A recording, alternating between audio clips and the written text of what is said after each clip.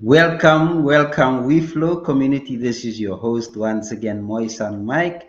Tonight we're discussing the Bela bill, and we're having a prominent leader of our community by the name of Xam Keith Duarte. He's going to introduce himself, but I must tell you, this is the man who makes sure that the Khoisan movement keeps on going in our communities. So many people became aware of who they are through him, through his hard work. He's an activist. Let's hear. Chief, Of please course, introduce yourself and tell us who is Chief Kam Keith Duarte. Tell us what's happening with the Bella bill. Kangans, Moise and Mike. Thank you for the introduction and welcome to the listeners. My name is Chief Xam Keith Duarte. Kam, it means human being, man's, from the Kukukuap language. I'm an indigenous activist, indigenous civil rights activist, and it's my moral duty to address the atrocities, to address what is wrong in community. So what we are busy now dissecting, we've dissected, we interrogated this Bela bill, and we have found this Bela bill, it is not for our people. It's the wrong, it is demonic and it's satanic. Thank you, Moise and Mike. Chief, this Bella Bill, the meaning is Basic Education Laws Amendment Bill. If it's a bill, it Yes. means that it's not yet it's not It's not law. yet a law. It's not yet a law. It's an idea that somebody brought up, and now the government is discussing it. People are getting very upset about the bill, but we all know that there must be some good things about the bill. There must be some bad things about the bill, and I think most of the people are just looking at maybe the bad side of it. But it's for you to just open it up.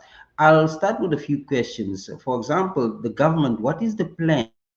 Why do they bring up a bill like this in this day and age where people are already upset that it looks like the government is taking over the job of the parents? And now here we go with another bill, yet another one that upsets the community. Please tell us about it. What is the plan of the government, sir? Well, what we derive, thank you, Moise and Mike, what derived from this bill, it is still policies and it's discriminative policies that government wants always want to be in control. So if they want to be in control, they have to create policies. They have to propose policies. And you are correct, Moise and Mike. This is only a proposal that is past cabinet. It is now at a stage at provincial government in where there must be participation for this bill to be passed. Uh, the bill is not participatory and it's not inclusive and collective from our people. We are saying that this bill is demonic, it is satanic because it's taking away the rights of parents as well as our learners. So, with regards to this bill, we are saying no to the Bela bill and allow us to give input and participate to this bill, to say no to the Bela bill. Well, that might be the majority feeling of the people based on the data that you have gathered as leaders. So I just want to ask you now, how did you get to conclusion that the the majority of the communities are not for the bill? They are actually against the bill. Well, on social media, Moise and Mike, this thing was introduced on social media. So people has read through it, and from what we have derived from social media is that our people reacted with strong emotions. They reacted with frustrations, and most of them that read through the bill, there's certain clauses in the bill, the contents of the bill, that is sexual education for our children at an early age, that is imprisonment for our parents, that does not adhere to the rules. Then it made our people emotional and they've upset. But what have we done? We said, let us call community leaders together in order to dissect and also offer us to get a mandate to act on behalf of the communities. So we've called a meeting at Harvest Time Dome at Bishop Dalton's church, where community leaders attended this meeting. But at first, the first thing that we observed and we identified is that on the WhatsApp groups and as well as at this meeting, our people are not that well educated. What the bill? You've said it earlier on. Not everything in the bill is it's bad. There's some things in the bill that's right. So we've decided, let us dissect and interrogate the bill, because it's break up in clauses. So it's certain clauses that we do not agree with. And it's these clauses that we have to dissect and and and and interrogate and give our input how we want these clauses to be changed. Great. So there is a talk from your side that Bishop Dalton will be getting some professors to make sure that people understand the content of the bill. If a parent is guilty of not taking their children to school at a certain age, as 1 year of jail sentence, how is the government going to implement that? Because I mean, the government has been, famous of not they're having good laws, but the implementation of the laws are not there. They can't do it, and then and obviously corruption results from those kind of things. So this is a lot of nonsense that's going on. So please just give us some light on that. How is the government going to enforce this kind of, Yeah. punishment? Thank you, sir. Yes. Thank you, Moisan. Like, by reading through the bill, and this is what we've done. We've gone thoroughly through the bill, and 6 times. Imprisonment is mentioned 6 times in the bill for our parents. And how are we going to implement it, and how is the SAPS going to make cases against our people? That's another thing, because if they appear, it means it's not criminal. It is not criminal. Parents has acted on behalf of their children's interest. So I cannot see this thing appearing before a court of law in where we deliberately saying that you as a parent do not have a right to decide or make decisions over your child. That is a violation of constitutional rights. Yes, Give sir. us a few examples of the good side of the bill, and also maybe the bad side of the bill, so that after watching this video, how they can actually make a decision on either good or bad of the bill. Yes, yes. The first thing that stands out. Thank you, Moise and Mike. And I'm talking about the bad first. We first touch the bad. So the first thing that stands out, it is the sexual education that our children will receive from the age of 6 years, and we don't have a choice. Our children must be part of that sexual education.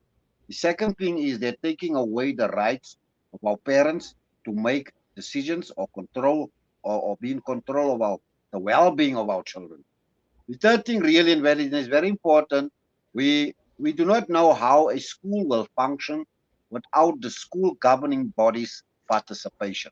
So most of the school governing bodies' participatory roles and responsibilities are being taken away, and has been given to head of departments, and has been given to the MECs.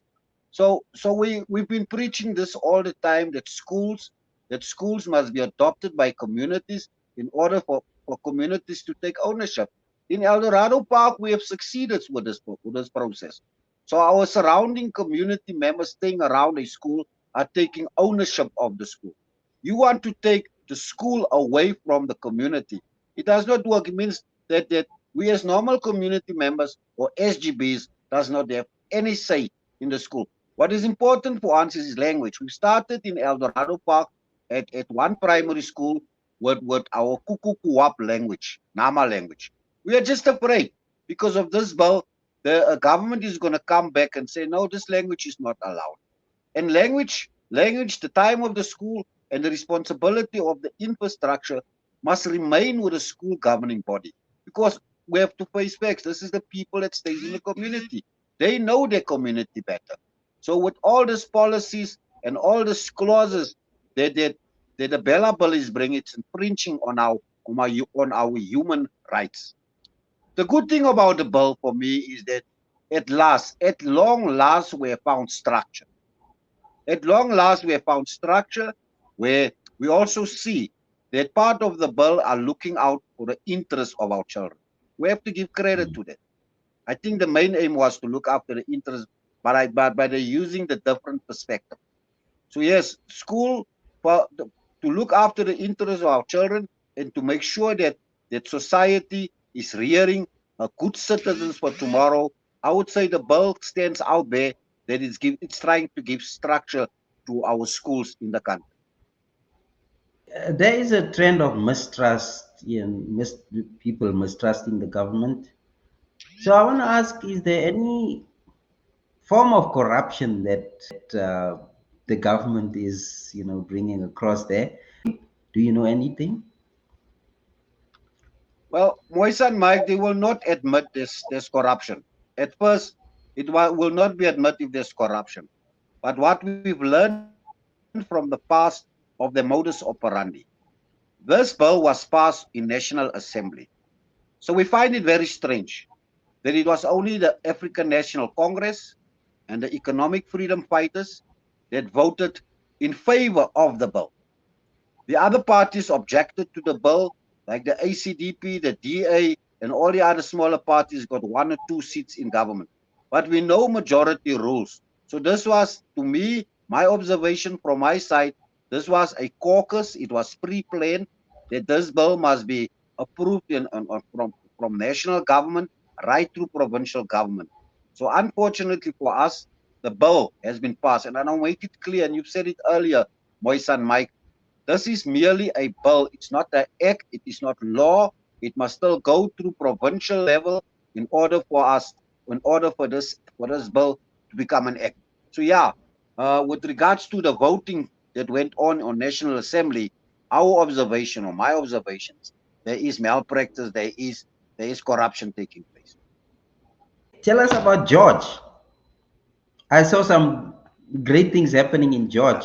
People are enthusiastic. They just want to kill this bill. Yes. That's what they want to do. That's why the halls were so full, and people were just supporting, the killing of the bill. Please tell us about what's happening in George. Looks like there's a trend going on there. So so George was one of the places that was earmarked for provincial government to go and do participation and with the bill to find out how does the people feel. In George itself, we had a very full hall.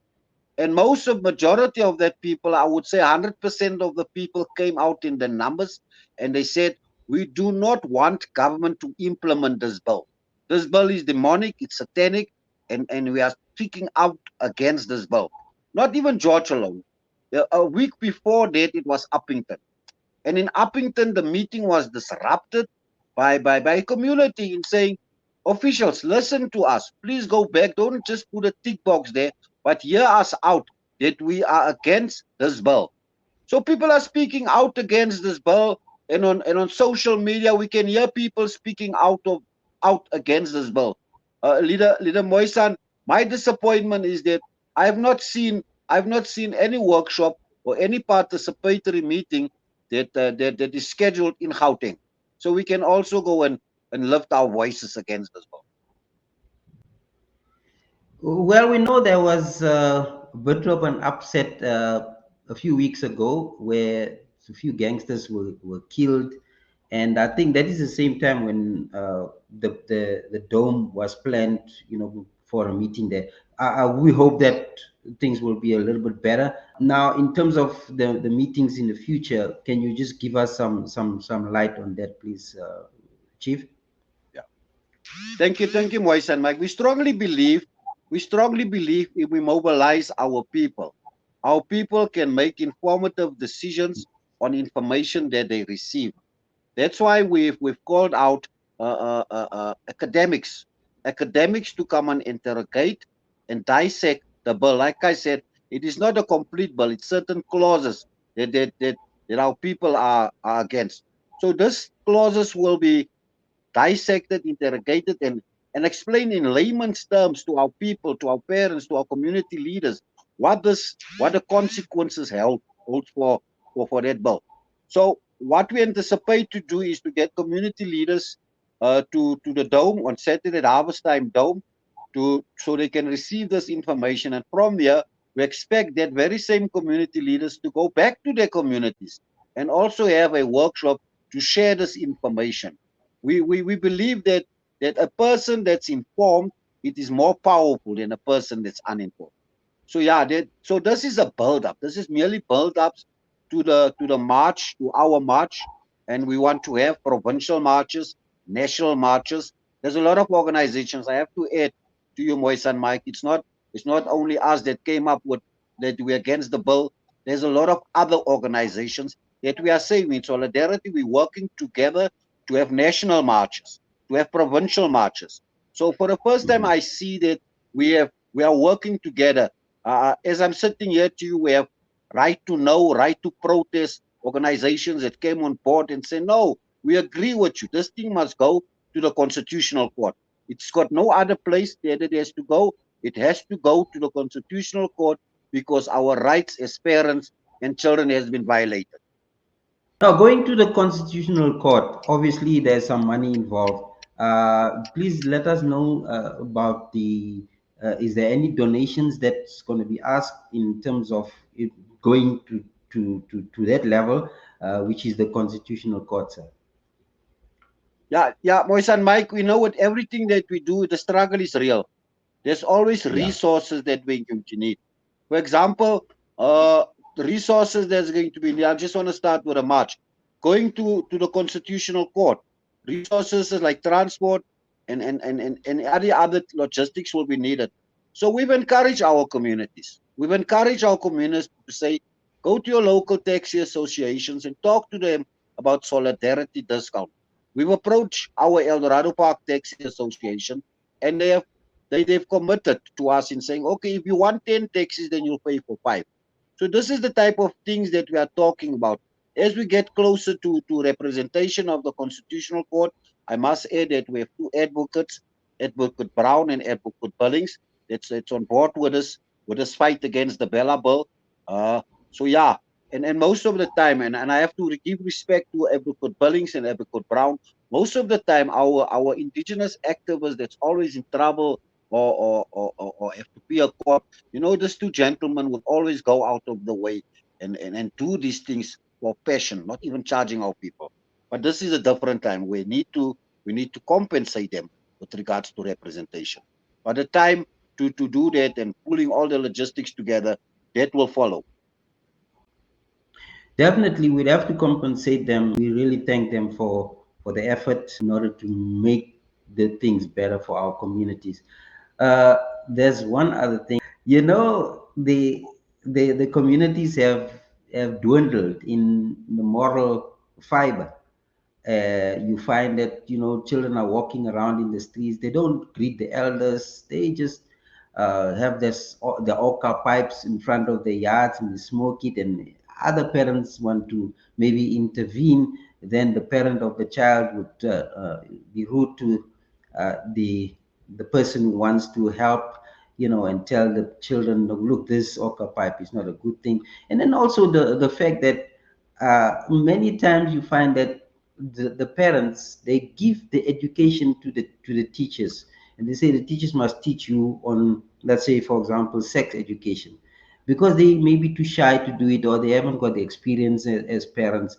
And with the result, children start to experiment, and we have teenage pregnancies being the result of children going around not knowing what they're doing really, and not knowing the extent of the damage they can cause to themselves, just because of education. Oh, talk to us about our moral situation in our communities. I mean, you can see the gangsterism. That is because maybe somebody was negligent in some way. Mother is alone. She's trying to to feed the family. The father has gone away, and the children are just suffering. And that is what we have in our communities.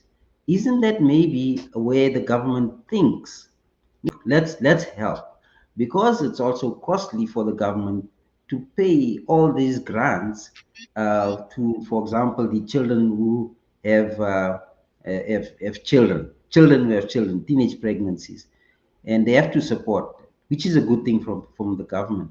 But it's not helping our people because this handout mentality is also causing a problem within our communities. So there's a lot of problems that we have. How is the Bela bill connected to what we are suffering within our communities? Can you answer that? Yes, leadership. And I think you are very spot on. You are very spot on in where you identify where did things go wrong. Where did things go wrong, leadership, is that we have failed our morals. Society in its whole has failed to be its morals, its values, its principles. And I just want to use an example. And I know when we were teenagers, my generation were teenagers, uh, we were risen by a village of people in the street. And I couldn't do anything wrong in the street and run home to my parents and complain. Because if I'm going to complain, then I'm going to get another hiding. So that is where we failed society, where parents, where you say charity must begin at home. If I want Yes, to yes, discipline, I cannot expect a teacher to discipline my child from grade one. I cannot definitely, expect that. definitely. I myself, as a parent, must lay down the rules and regulations, and then we'll know from there. We'll take it from there. But with regards to what the social ills in our community, I want to, and the gangsterism and the killings in our community, uh, that is the cause of systematic oppression. I want to call it systematic oppression because I know during Hmm. apartheid years, we had the chemical warfare engineer Wouter Basson that has distributed the Okay. Mandrex Yes. tablets and the K-plates to make our Yes. people dependent and druggies. We can also take it from history. Our people were employed at wine farms and they were given alcohol as payment. So this to me Wow. is Wow. systematic oppression. This crime that's happening in our community, the killings of our community, I still want to say it's systematic oppressions because where's all the guns coming from? Where's all the drugs coming from? So we have to be realistic and look at things in how this regime wants to oppress the very first nation that they found here. So to me, why are they only targeting the First Nation, the so-called colored people? For me, leadership, it is systematic oppression, and I want to be honest with you. Our parents has failed their children by not transferring the values and norms that they have learned from their grandfathers. So if we have to go back, we have to go back to the household where these values and norms must be implemented.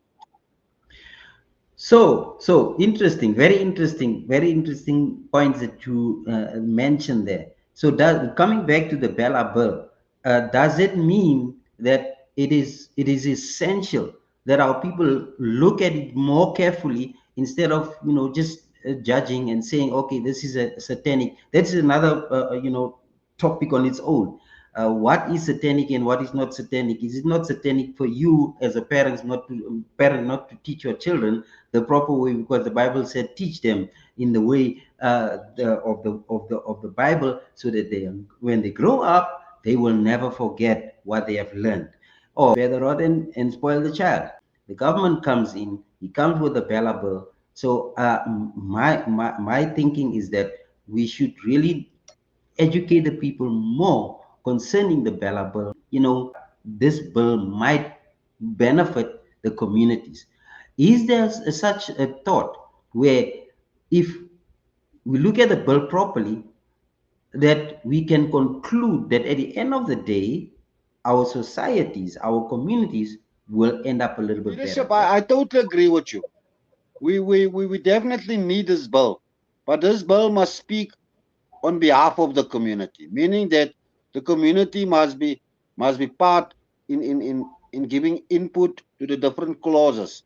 I hear you, leadership, in saying that this bill can be implemented, but it must be implemented in the correct process, using the correct process, using the correct procedure, and most definitely it must have the buy-in from our parents and from I community. like If it that. does not I have the like that. buy-in from Yes. society, it will Yes. fail. So we want to drive. We're also saying to government, give our society the opportunity to drive this bill, but first make the changes. Let us do it ourselves. Yes. He decides that, the MEC decides this, the state decides that. No, what you want is the absolute opposite of that. The parent decides this, the community decides that, the school belongs to the community, not to you, the politicians. Yes, I hear because what this you bill say. is for us. Let us implement the bill, but it must Yes. speak on behalf and for the community But don't threaten us. or Don't society. threaten us with 1 year jail sentence. We Amasi, want to work that's with the you very as a first thing government. that must come out, Don't boys and teach Mike. the don't The teach the threats children must, sex education at a small age like that. I mean, what age? What age are they going to start with sex education? from grade R, At from grade R, from grade R. Can you meaning from the imagine? I mean, what beginning do of the children school. know? Huh? Just like So, it's so astonishing. definitely there's something good there, but we need to take over and we need to make sure that we are the ones who are in charge of making decisions. And because we know the community, the government doesn't know the community. Yes, We know the community. not all. I hear you, sir. So that was a very, very, very good point that you made there, or good points that you made. Thank you very much, Chief. Come, Keith Duarte, we have to go and then study this bill more carefully and make sure that we do understand it properly. How many groups or how many groups do we have so far? I'm talking about the WhatsApp groups. We've got several groups. We have this one group that we've created for Gauteng, but there's lots of groups that each and every province as well as national. We've also given a task to create groups for different communities, so information can go filter right through to the last person that don't even have WhatsApp. Yes. Please give us some light on the online voting. We also have to talk about the fifth or the fourth industrial revolution, in where we give our members, our society, an opportunity to go and vote electronically. Now, voting electronically is by clicking on a link where you say, I agree with a bill or I disagree with a bill. We have those Okay. links available that we'll send on all Mhm. WhatsApp groups. What a wonderful time we had with Chief Keith Duarte. What a wonderful man, Yes, sir. an activist in our communities. Everybody knows his heart is pure. He wants to get our society and on another level. Thank you so very much for your effort. Thank you so very much. You are a blessed person, and we know that with the leadership of people like yourself, our communities will be better. We cannot look back. No, We can only trust that no. you are one of the people.